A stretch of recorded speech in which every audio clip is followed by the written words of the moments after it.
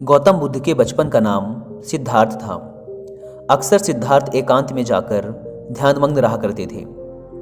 एक दिन की बात है, सिद्धार्थ अपने उपवन में एक शांत जगह इसी प्रकार ध्यानमग्न थे कि तभी एक घायल हंस उनके सामने आ गिरा, जिससे उनका ध्यान भंग हो गया। जब उन्होंने अपनी आंखें खोली तो देखा कि सामने एक सफ़ेद हंस तीर के वार से बुरी तरह घायल पड़ा तड़प रहा था। उसे देखते ही सिद्धार्थ का मन द्रवित हो उठा और उन्होंने उसे तुरंत उठा लिया। धीरे धीरे वे हंस को सहलाने लगे और फिर पास के सरोवर में जाकर उसका घाव धोकर उसके शरीर से धीरे से तीर को निकाला। तीर निकालते ही वह दर्द से तड़प उठा। तब सिद्धार्थ उसे धीरे से सहलाते हैं और उसके घाव पर पट्टी बांध देते हैं। उसी समय एक ओर से कुछ शोर होता है और उधर से उनका चचेरा भाई देवदत्त आता हुआ दिखाई देता है। सिद्धार्थ के हाथ में वह उस हंस को देखकर बहुत खुश होता है और उस हंस को लेने के लिए सिद्धार्थ के पास भागता हुआ आता है। सिद्धार्थ, यह हंस तुम्हारे पास है और मैं इसे कब से इधर उधर ढूंढ रहा था। यह मेरा शिकार है और अब जाकर मिला है। देवदत्त ने हंसते हुए सिद्धार्थ से कहा। नहीं देवदत्त, यह हंस मेरा है। यह तो कब का दम तोड़ देता अगर मैं समय पर इसका इलाज ना करता। सिद्धार्थ ने देवदत्त से कहा। दम तोड़ देता तो क्या होता? मैंने इसीलिए तो इसे मारा है। यह तो मेरा शिकार है। तुम जबरदस्ती मेरे शिकार को हड़पना चाहते हो, देवदत्त ने गुस्से में कहा। इस तरह दोनों भाइयों में उस हंस के लिए वाद विवाद होने लगा और धीरे धीरे बात बढ़ती गई।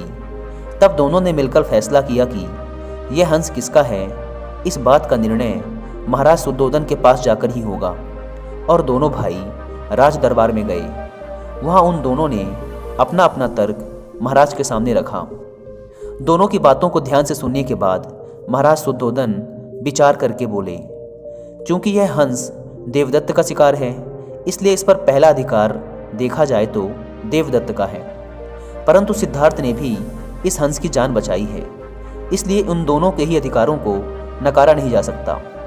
राजा शुद्धोधन थोड़ी सोच में पड़ गए। तभी उनका एक मंत्री उठकर आता है और राजा के कान में कुछ बात कहता है। बात सुनने के बाद राजा शुद्धोधन ने हंस को सभा में लाने का आदेश दिया। सिद्धार्थ और देवदत्त को कुछ दूरी पर खड़ा किया गया और उन दोनों के बीचों बीच उस हंस को लाकर रख दिया गया। हंस ने देवदत्त की तरफ देखा तो थोड़ा सहम सा गया। फिर उसने अपनी गर्दन नीचे झुकाई और धीरे धीरे चलता हुआ सिद्धार्थ के पास जा पहुंचा।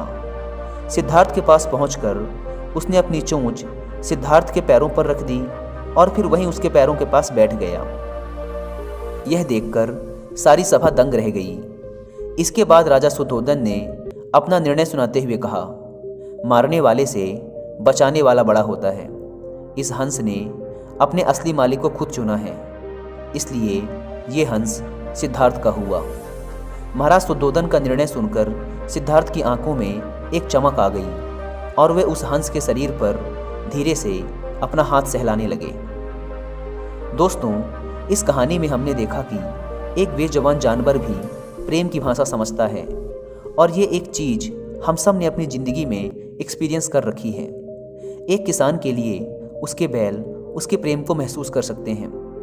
हमारे पालतू कुत्ते बिल्ली भी हमारी आत्मिक प्रेम भावनाओं को समझते हैं, क्योंकि प्रेम एक एहसास है जिसे समझने के लिए किसी भाषा की ज़रूरत नहीं है, बल्कि इसे तो महसूस किया जा सकता है, जो कि हर एक जीवित प्राणी कर सकता है। इसलिए दोस्तों, हमें भी इन बेजुबान जानवरों के प्रति एक प्रेमपूर्ण नज़रिया रखना चाहिए। इनके प्रति हिंसक नहीं बनना चाहिए, क्योंकि इनके अंदर भी एक जान है और इन्हें भी दर्द होता है।